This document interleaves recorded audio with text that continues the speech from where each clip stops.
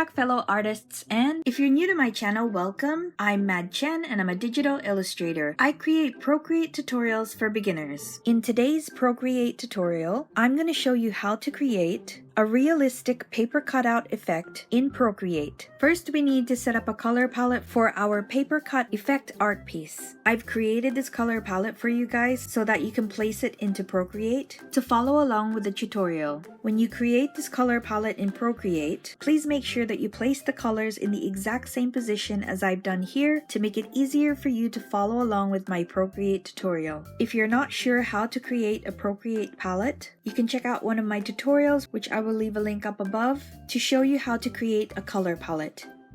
Feel free to grab your iPad so that you can paint with me. You can also pause at any point in the video in case you need more time. So now let's get started with the tutorial. First, let's go to the brush library, then to the calligraphy category, and choose the monoline brush. Go to color palettes and choose the blue on the top left. Drag that color onto the canvas. Click on the erase tool. Then with the erase tool, we're going to draw a circle on our canvas. You can hold a finger down to help make it into a perfect circle. We're going to continue using the erase tool to delete the inner part of this circle.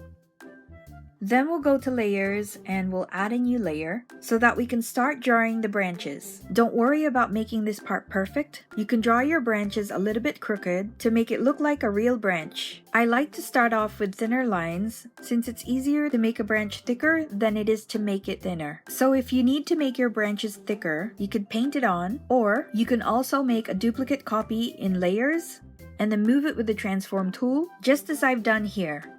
Now I'm just going to add layers to draw additional branches.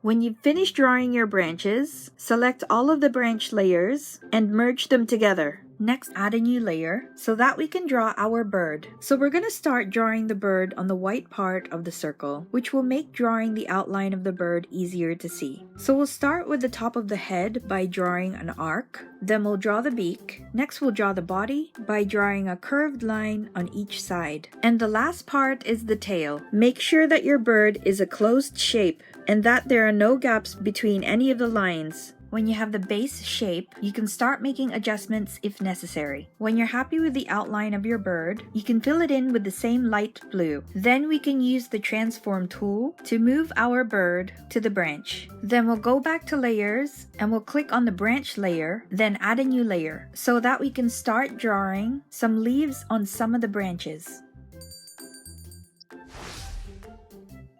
Before moving on to the next step, you can take some time to make adjustments, like making your branches thinner, thicker, or maybe adjusting your bird or some of the leaves.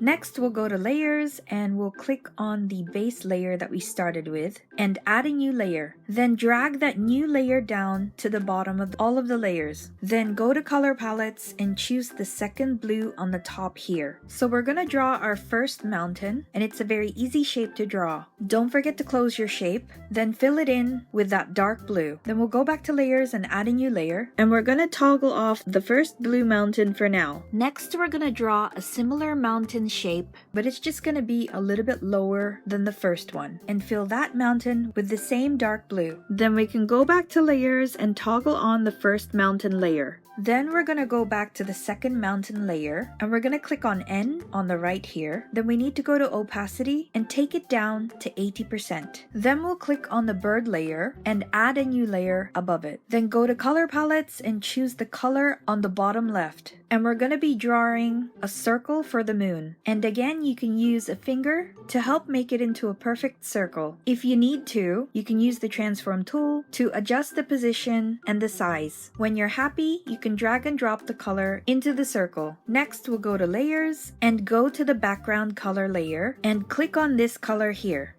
Next, we need to merge the bird, the leaves, and the branches together into one layer. Next, choose the bottom mountain and duplicate the bottom mountain. Toggle off the top copy of the first mountain, then click on the layer below. Then go to color palettes and choose black and drag black onto the currently selected mountain layer. Then you can toggle on the blue mountain above. We're gonna do the same for the second mountain and duplicate it. Then we'll toggle off the mountain above and drag and drop black onto the duplicated copy below. And we're gonna do the same with the bird layer by creating a duplicate copy and turning the layer under into black. And lastly, we're gonna duplicate the moon and turn the second layer into black as well. For the next step, you need to make sure that you have the black moon selected. Then we're going to go to Adjustments, go down to Gaussian Blur, click on Layer, and bring it up to 10%. We're going to be doing the same action for each of the black layers. So now I'm going to go to the Bird and Branches layer, then go to Gaussian Blur, and bring it up to 10%. Let's continue doing this for the rest of the black layers.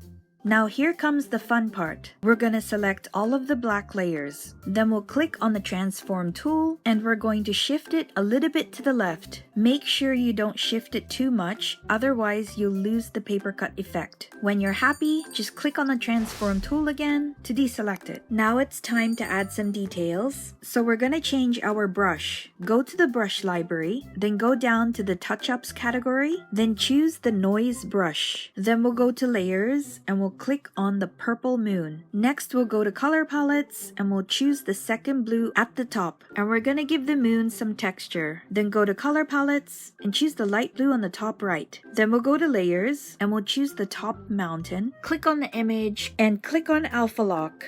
With the same brush, we're going to add some texture to this mountain too. Then we'll go back to layers and click on the first mountain and choose alpha lock again. Then we'll go to color palettes and choose the purple on the bottom left. Now let's give this mountain some texture. Then go back to layers and make a duplicate copy of our base layer. Then drag that copy to the top of all of the layers.